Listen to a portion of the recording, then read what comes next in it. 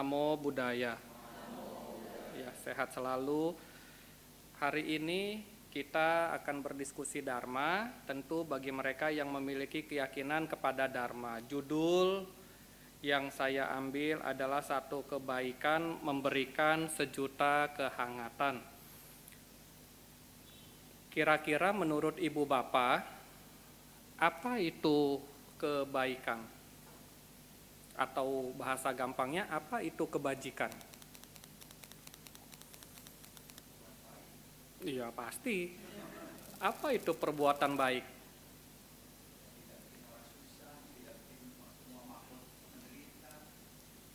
Udah?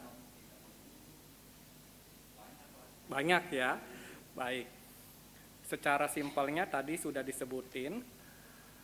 Tapi kalau secara teori, kebaikan atau kebajikan itu, atau kalau saya sederhanakan menjadi perbuatan baik, adalah perbuatan yang kita lakukan baik melalui pikiran, ucapan dan perbuatan badan jasmani kita, itu tidak merugikan orang lain termasuk diri sendiri.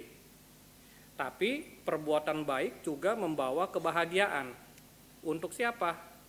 Diri sendiri egois. Idealnya adalah membawa kebahagiaan untuk diri sendiri dan orang lain. Ya, untuk semua makhluk juga pada akhirnya. Itu adalah perbuatan baik. Kenapa? Karena mungkin di depan kita mungkin ada kesempatan berbuat baik, kita berdana, iya, secara mata daging itu dana itu merupakan perbuatan yang baik. Tetapi kalau dari mata dhamma, bukan mata dhamma, dari mata batin kita mungkin ketika kita berdana diselipi oleh rasa kesombongan. Artinya kita sudah melakukan perbuatan baik, tapi ternyata kita memberikan notis buruk dari perbuatan baik yang kita lakukan. Karena kita dana dengan penuh kesombongan. Begitu ya. Jadi kebaikan itu sifatnya adalah baik untuk kita dan semua makhluk, tidak membawa penderitaan buat kita dan semua makhluk. Ketika kita melakukan perbuatan baik dengan cara berdana, maka harusnya membawa kebahagiaan buat diri sendiri. Tapi diri sendirinya ternyata tidak suka. Saya berdana itu hanya untuk melihat, dilihat. Begitu. Nah, ada satu buah video yang mungkin Ibu Bapak sudah pernah melihat video ini, di mana dengan ada satu video ini ternyata kita bisa melihat bahwa ada sebuah perjalanan dari rangkaian kebajikan itu sendiri.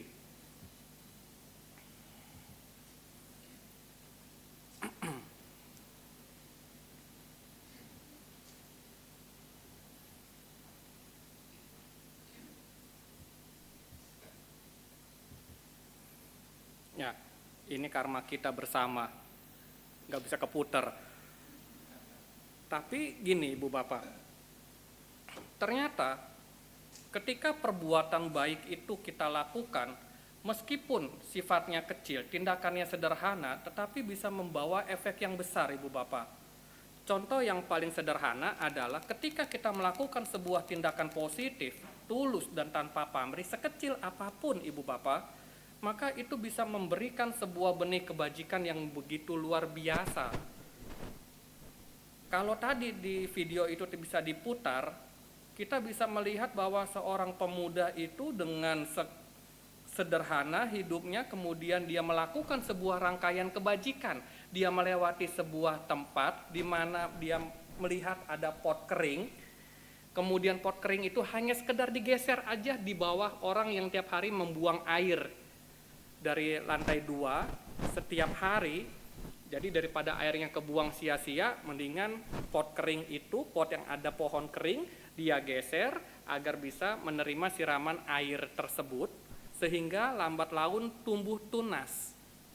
Ketika tumbuh tunas, ternyata bisa memberikan kebahagiaan untuk kupu-kupu bisa hinggap di pohon itu.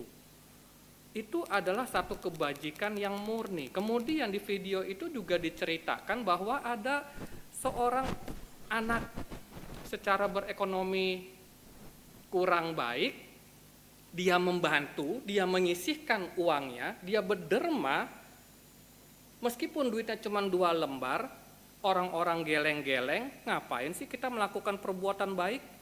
Ngapain? Padahal hidupnya aja udah sulit. Orang-orang netizen mungkin akan melihat seperti itu, tapi dia dengan penuh keyakinan bahwa dia bisa melakukan perbuatan baik meskipun hanya 2 lembar uang kertas yang dia miliki, dia mau membagi separuhnya untuk membantu kehidupan sang anak itu. Hingga suatu hari anak itu bisa sekolah. Ini merupakan satu bentuk kebajikan yang berantai. Sekarang kalau kita mau lihat di dalam kehidupan kita, ibu, bapak, saudara-saudari, ketika kita menginginkan kebahagiaan, maka salah satu syarat mutlaknya adalah melakukan perbuatan yang baik, dan itu adalah syarat mutlak yang nggak bisa kita tawar-menawar gitu. Ada di sini yang udah bosan bahagia? Nggak ada. Kalau misalnya ditanya, ada yang mau hidupnya bahaya? Nggak ada. Semua pasti mau hidupnya bahagia.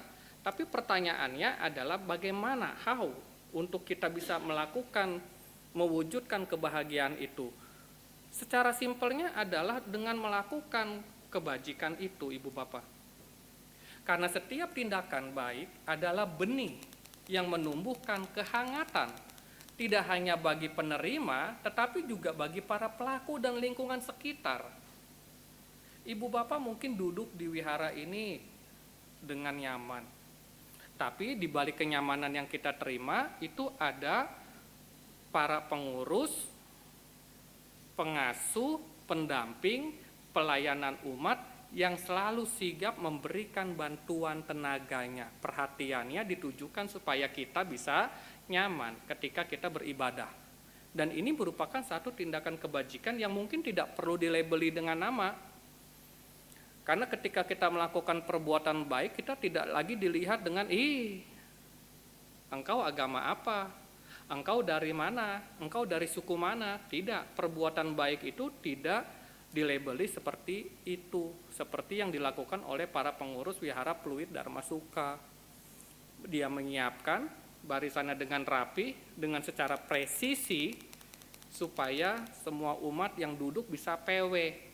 Posisi wenaknya sesuai dengan keinginannya sendiri. Yang sukanya mojok-mojok, yang sukanya di tengah, yang sukanya dekat di jendela, dekat jendela. Kan ini semua tergantung motivasi ibu bapak, saudara-saudari Sodharma, dan itu disiapkan langsung.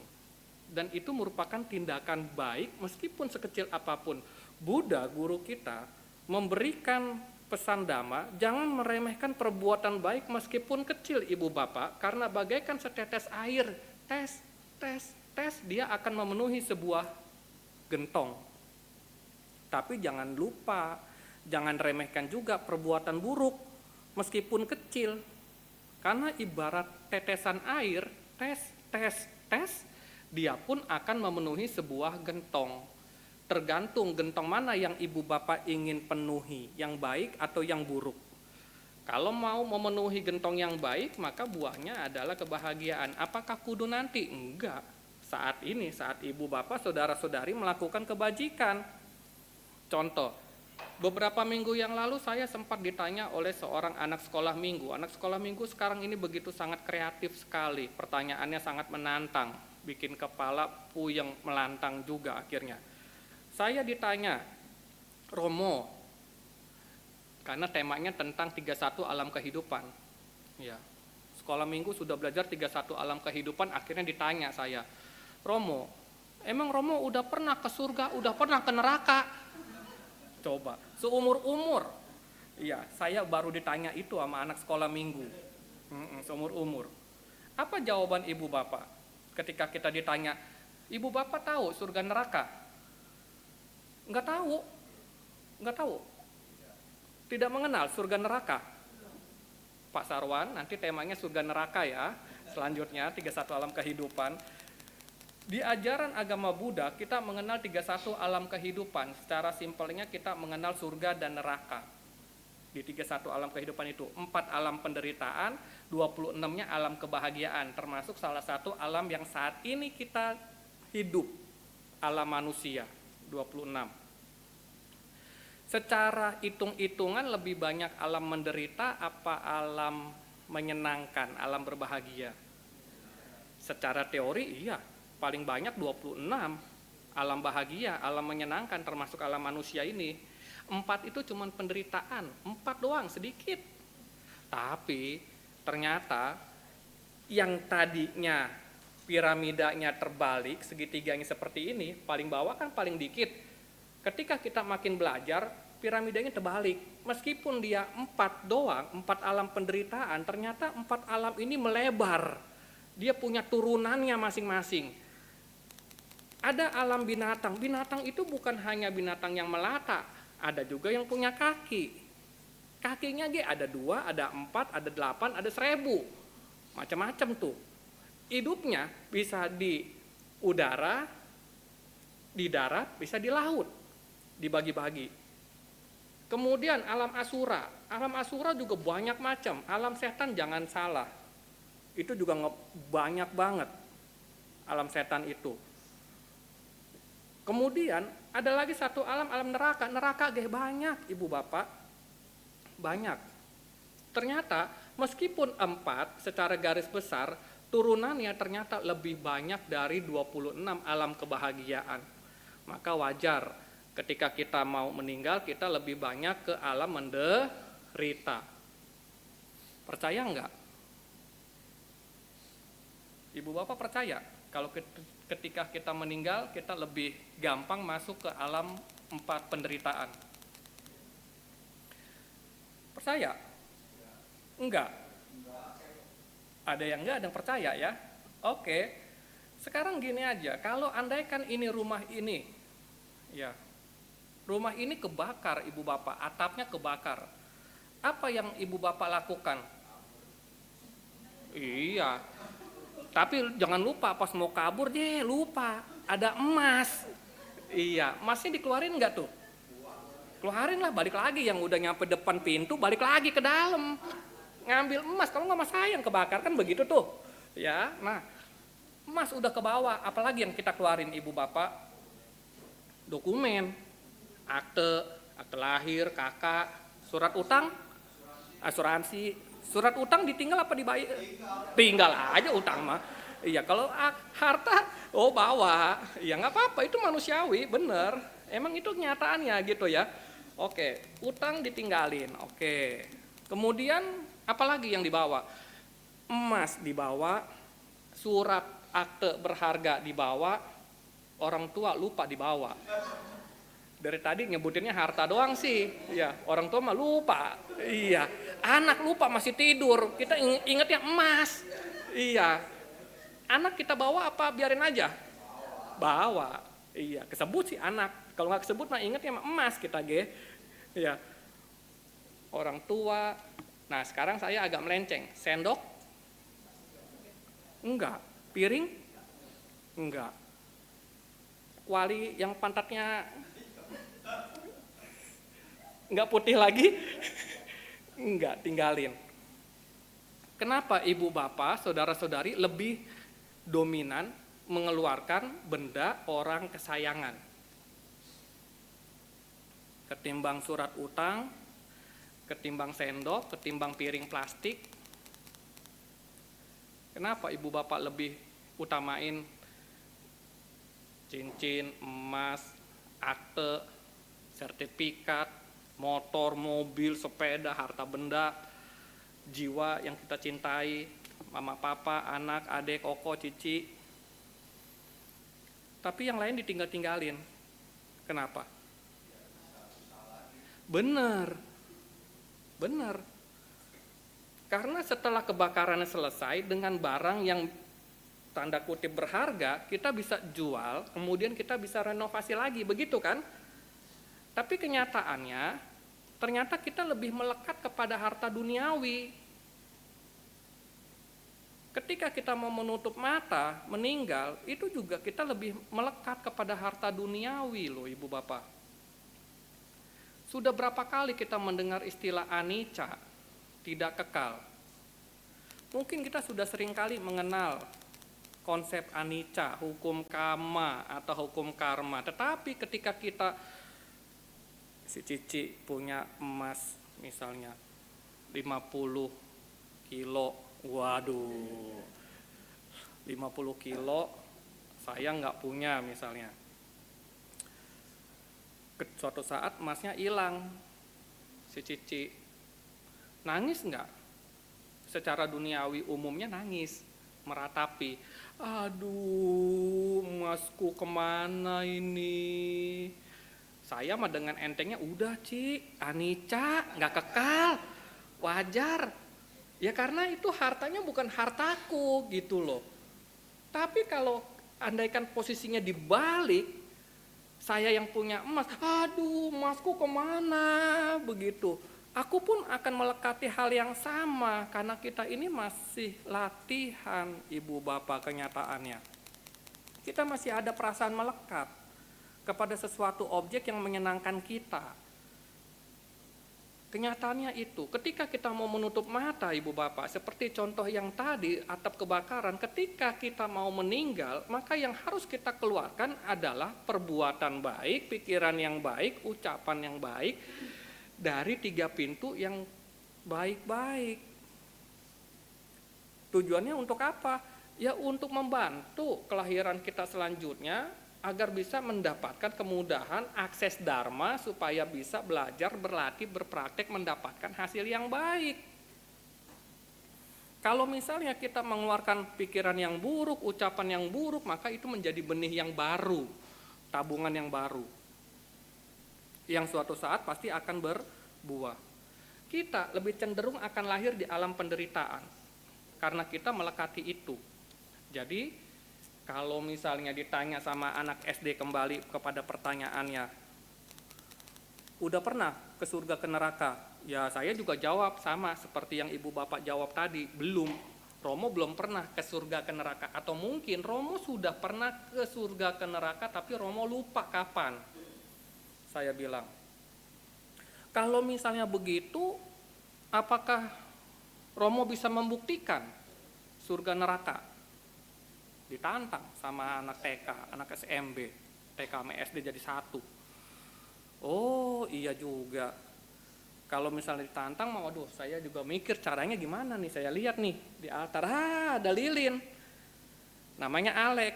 Lek, coba sini, kamu kan anak pintar nih, semangat, berani. Nah, tuh lilin. Coba pegang bagian bawah. Panas enggak? Enggak, mau. Tengah-tengah? Enggak. Nah sekarang pegang bagian atasnya yang ada apinya. Ogah. Nggak mau. Jadi kenapa nggak mau? Aduh panas, mau kebakar. Itu alasannya Romo nggak mau ke neraka. Karena Romo takut kebakar. Ibu bapak. Jadi memang secara sederhananya kita menggambarkan bahwa neraka itu dan surga itu ada di sekeliling kita kok. Nggak kudu nanti meninggal. Kehidupan ini pun bisa jadi surga dan nerakanya kita, tergantung kepada apa yang kita bentuk, apa yang kita keluarkan, apa yang kita lakukan. Seperti perbuatan baik ibu bapak. Siapa di sini yang sudah siap meninggal?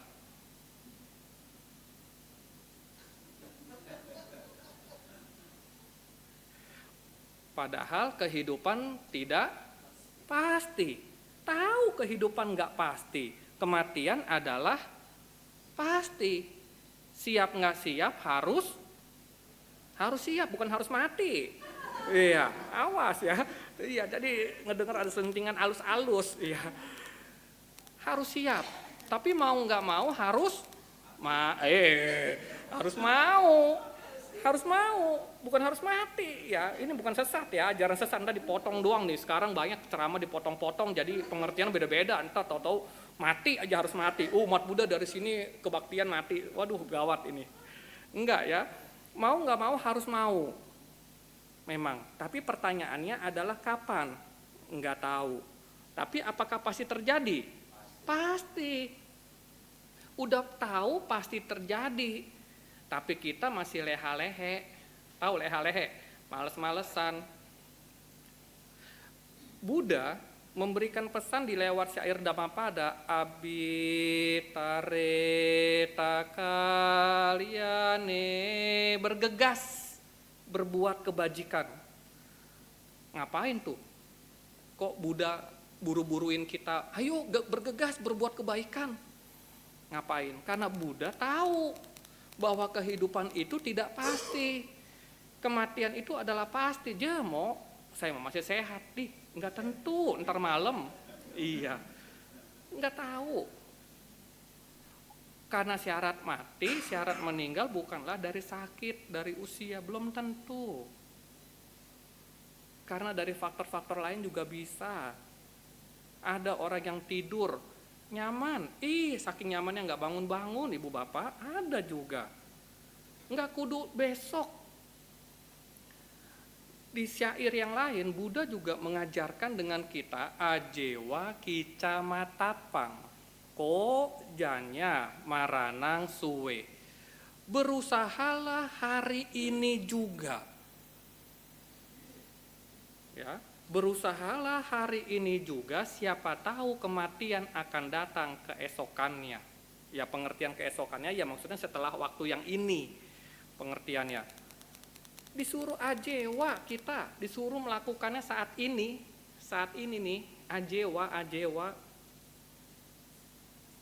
Kalau misalnya ibu bapak diajak puja bakti di Pluit Dharmasuka oleh temannya, ayo nyoh, misalnya kalau ada yang namanya sama, maaf, nyoh, ayo kebaktian yuk di PPDS. Enggak lah, minggu depan aja. Nyoh, kenapa emangnya? Lagi pilek. Ya, ibu bapak pilek doang mah nggak apa-apa lah, datang aja ke wihara PPDS, bawa sapu tangan. Kalau ingusnya meler, dielap, diencit. Pakai sapu tangan, masukin lagi ke kantong. Nggak apa-apa ibu bapak.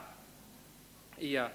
Nah, kemudian kalau belum sakit-sakit amat, jalanin. Tapi kalau udah amat-amat sakit, istirahat. Begitu ya, nyoh. Ayo kita ke PPDS yuk, kebaktian yuk malam minggu atau minggu pagi dah. Nggak bisa. Jadi kenapa? Hidung gua copot. Nah, baru istirahat. Tapi kalau hidungnya masih nempel, udah datang aja ke PPDS. Pakai masker boleh, nggak apa-apa. Karena apa? Karena dengan kita datang ke wihara, tempat terdekat dengan kita tinggal, itu memberikan koneksi kuat terhadap kehidupan kita. Kita butuh sosialita loh ibu bapak, bener. Bukannya kepo, di kehidupan sekarang itu kita butuh saling sosialita. Nggak apa-apa kalau ada umat yang lagi sendirian, bengong aja, tepok aja. Dek, sehat? Begitu. Jangan lagi bengong didiemin, jangan. Makin serem ntar. Iya, ditepok aja. Halo, namo buddhaya, gimana kabar? Begitu, nggak apa-apa. Karena sekarang kenyataannya, saya menghadapi melihat fenomena itu banyak anak muda sekarang generasi Z katanya ya, Gen Z. Kalau saya nyebut ya Gen Z lah, Gen Z kalau mereka nyebutnya Gen Z. Di Gen Z atau Gen Z itu secara perawakannya kuat ibu bapak. Iya. Tegar, tapi hatinya melembek. Mirip kayak stroberi. Kelihatan dari luar bagus, tapi ketika dipencet dikit hancur. Anak muda. Kenyataannya apa? Kita sering mendengar berita banyak anak muda yang melakukan tindakan ambigu. Tahu tindakan ambigu ibu bapak? Karena dia ingin melihat pemandangan, dia naik ke lantai yang tertinggi, kemudian dia dengan beraninya dia terjun. Itu tindakan ambigu.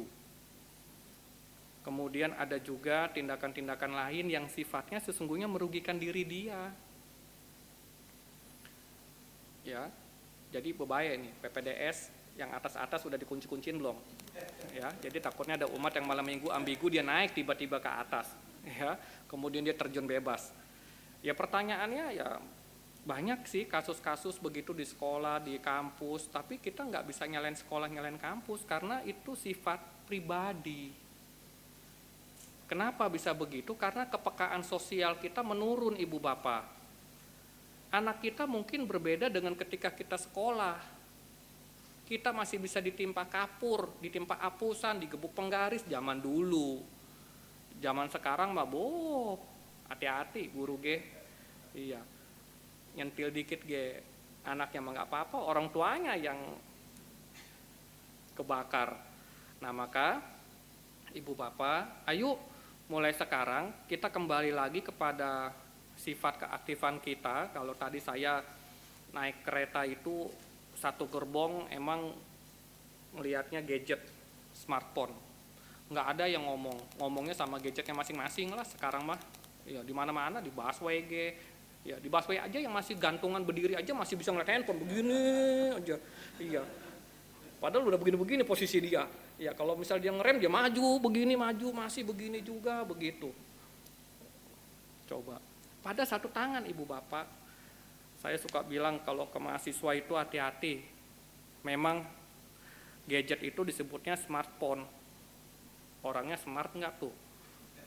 Iya, hati-hati, jangan mau kalah sama handphone. Perlulah ngomong mah nggak apa-apa. Kalau nggak kenal ya tanya namanya, siapa tahu kita bisa bantu. Karena ada beban mental yang mungkin bisa kita bantu obati dengan cara kita. Oke. Dari mana kita mulai? Sederhana Ibu Bapak, dari senyum, kanan kiri depan belakang, ya. Kalau yang kanannya kosong ya, iya senyum juga tetap, karena kan ada makhluk dewa dewi, ya. Kemudian, ya, kemudian kalau ada rezeki ya bisa bagi-bagi, kemudian mengucapkan terima kasih, saling mendengar. Karena ketika kita berbagi minimal dari cerita itu, kita bisa jadi introspeksi. Oh iya, kita harusnya bisa melakukan seperti ini, jangan seperti itu. Seringkali saya menemui mahasiswa itu punya ketahanan mentalnya itu sepertinya kurang dengan zamannya kita, Ibu Bapak. Iya. Anak sekarang badan lebih gede tapi hatinya Hello Kitty. Iya. Lembut. Saking lembutnya kalau diberikan tekanan dikit udah meletus dianya, nggak kuat. Nah ini karena dunianya sudah berubah, udah bertransformasi dia, sudah berubah 180 derajat. Kalau zaman dulu kita sekolah Ibu Bapak, guru belum masuk kita samperin ke ruang guru, Bu, Pak, ayo masuk.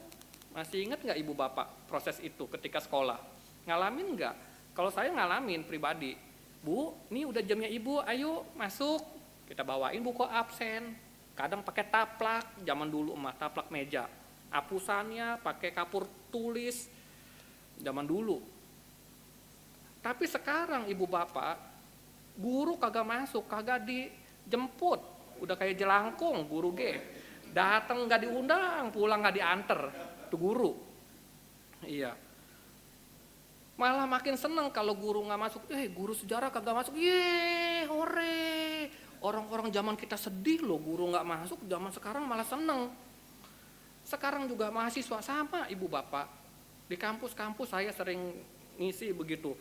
Kalau dosen masuk ya bengong aja sama handphonenya sendiri.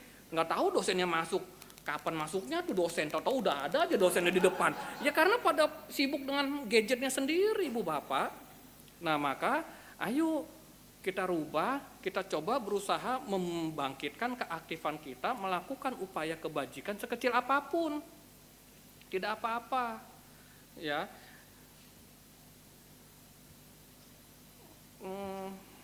Coba. Quick time not available. Oke.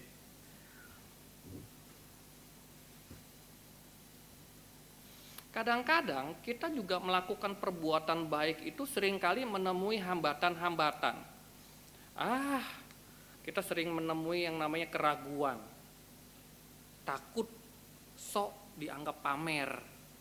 Atau juga mungkin keterbatasan waktu atau biaya, makanya Koko Cici yang jadi pengurus PPDS malam minggu, wayahnya dia malam minggu, dia masih ke sini. Itu luar biasa.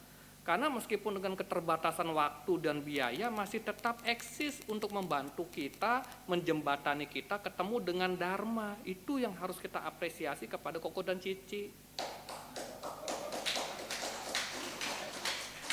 Orang-orang pada berebut masuk ke mall, tapi masih meluangkan waktu.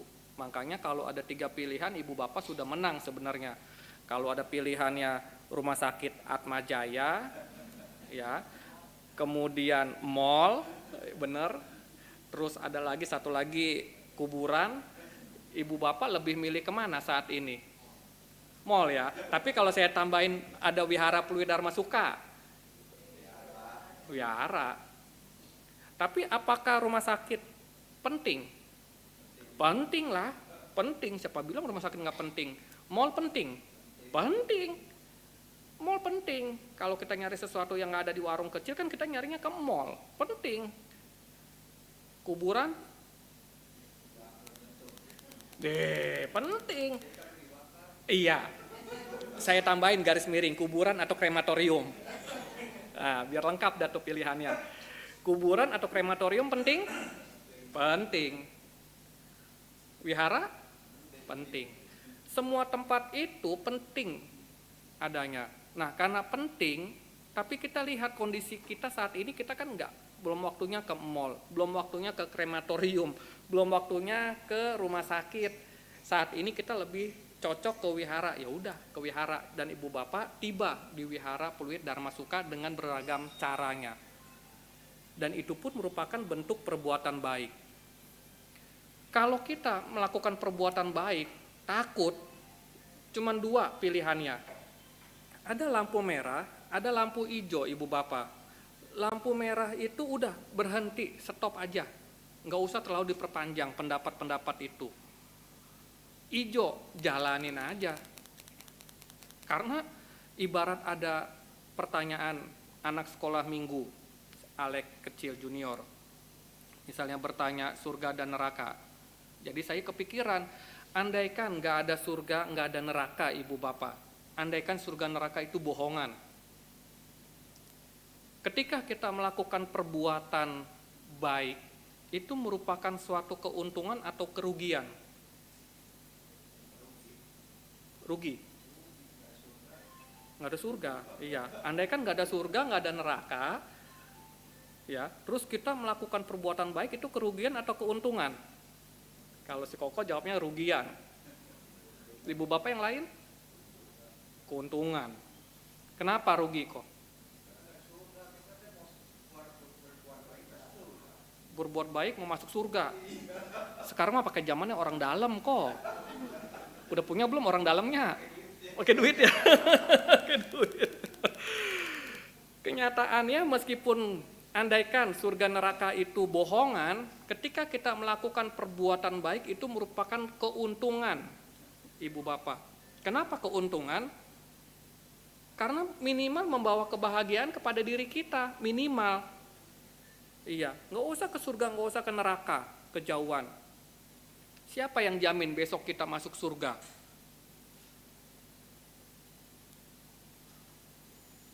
Siapa yang jamin? Ada? Heaven? Iya bener juga, iya masuk heaven, iya masuk surga.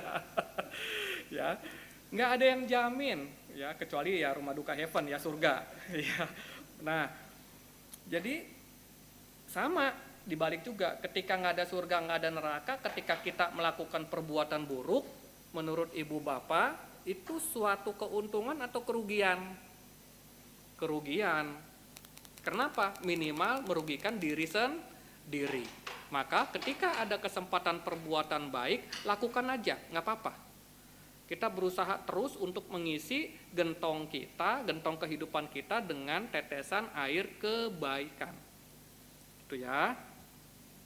Dan mari kita berkomitmen untuk melakukan satu kebaikan kecil hari ini, mulai sekarang, mulai dari kita. Jangan tunggu nanti, jangan tunggu nanti, jangan tunggu besok.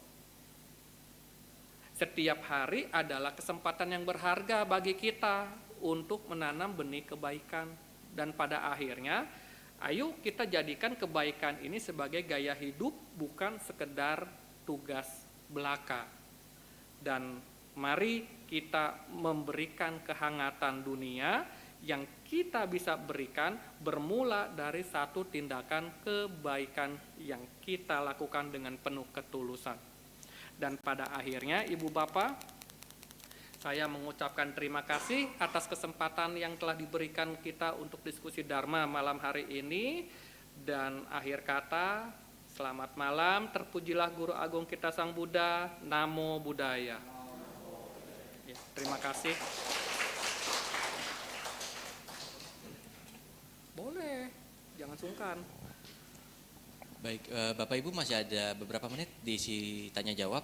Apabila Bapak Ibu ingin bertanya secara lisan, bisa angkat tangan, nanti kita panggil ke depan untuk bertanya langsung dengan Romo. Atau bisa secara tertulis dikirimkan ke WhatsApp VPDS.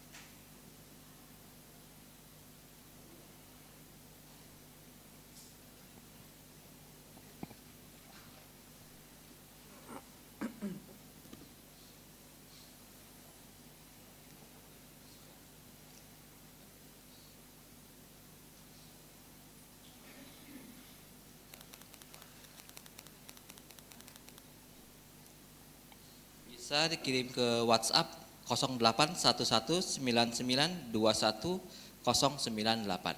Sambil menunggu pertanyaan masuk, mari kita buka kembali buku tuntunan kebaktian, kita nyanyikan satu buah lagu bersama-sama. Kepada petugas dipersilahkan.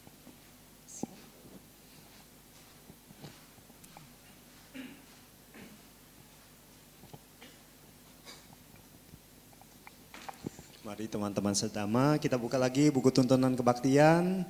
Kita buka pada halaman 92, kita nyanyikan lagu bersama-sama Hadirkan Cinta.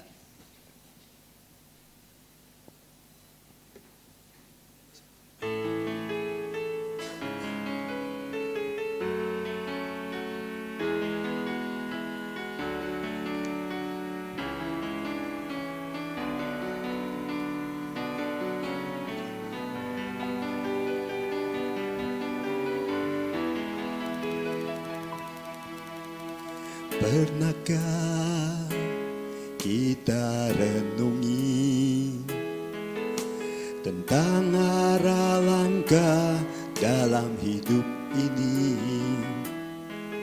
Tebarkanlah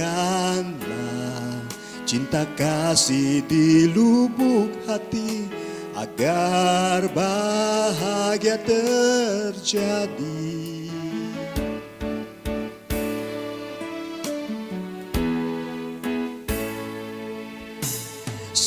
Sadarlah, hai manusia, berpedoman yang benar agar bahagia. Pancarkanlah cinta kasih pada sesama agar bahagia dunia. Terkadang hati kita pun terpana menatap kemilau dunia. Terkadang suara hati pun meronta, rasakan palsunya dunia.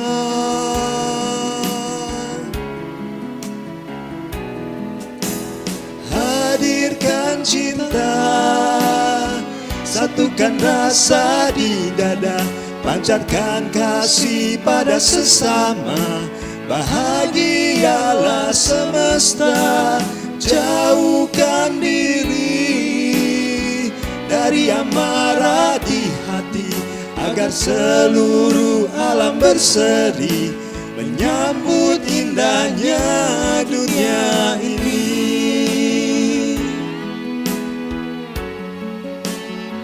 Nanti kita akan mulai lagi pada paragraf ketiga. Terkadang hati kita pun terpana.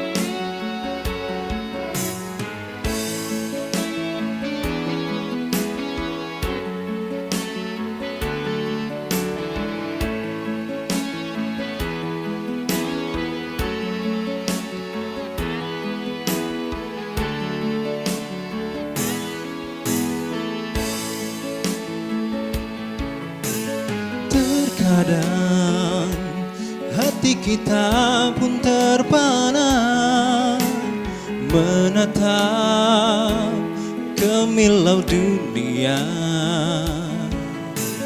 Terkadang suara hati pun meronta, rasakan palsunya dunia.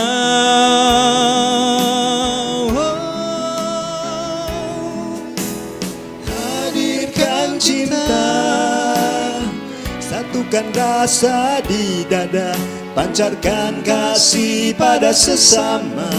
Bahagialah semesta, jauhkan diri dari amarah di hati, agar seluruh alam berseri menyambut indahnya dunia ini. Cinta, satukan rasa di dada, pancarkan kasih pada sesama.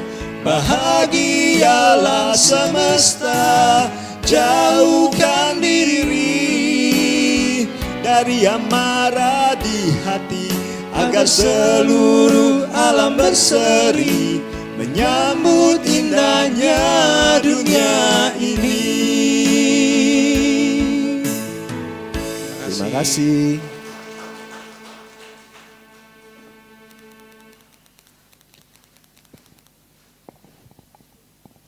Baik, kita masuk sesi tanya jawab. Apakah ada yang ingin bertanya secara langsung? Kami persilahkan.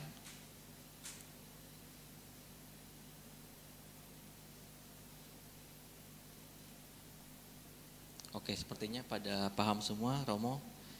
Pertanyaan via WA pun tidak ada. Mungkin closing statement. Baik.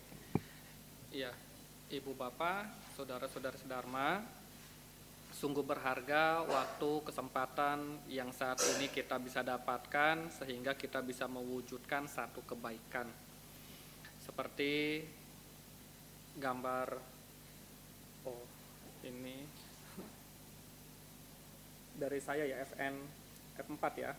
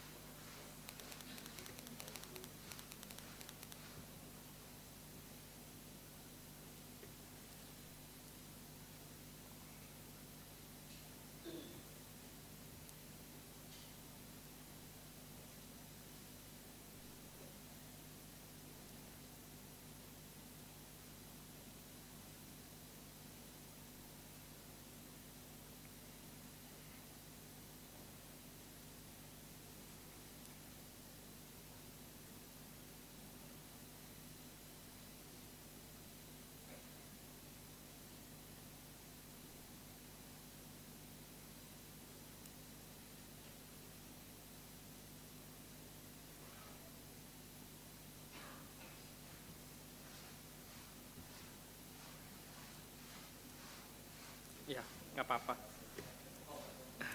Nah, tadi kalau Ibu Bapak melihat slide terakhir itu saya memegang seekor anjing, ya.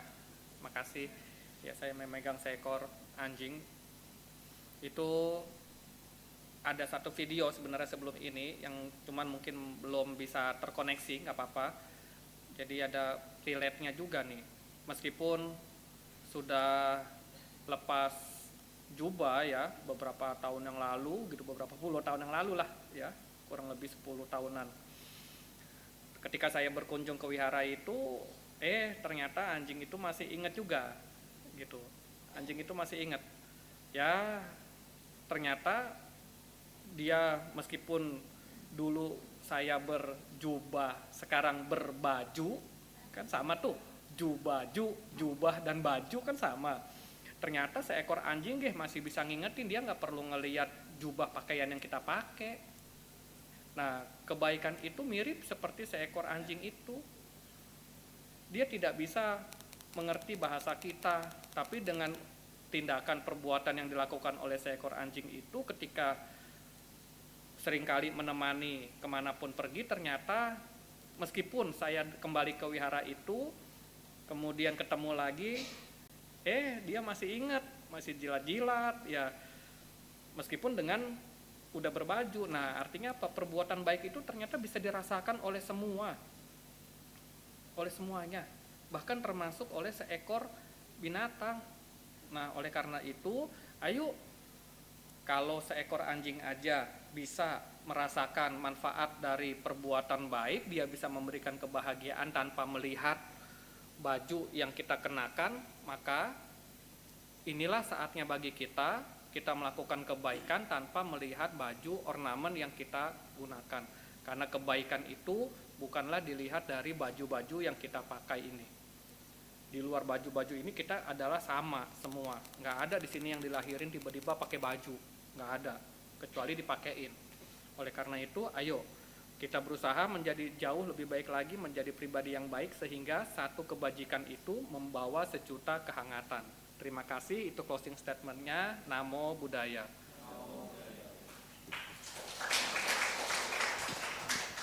Demikian ceramah dhamma dari Romo Sori Santoso. Romo, kami atas nama umat dan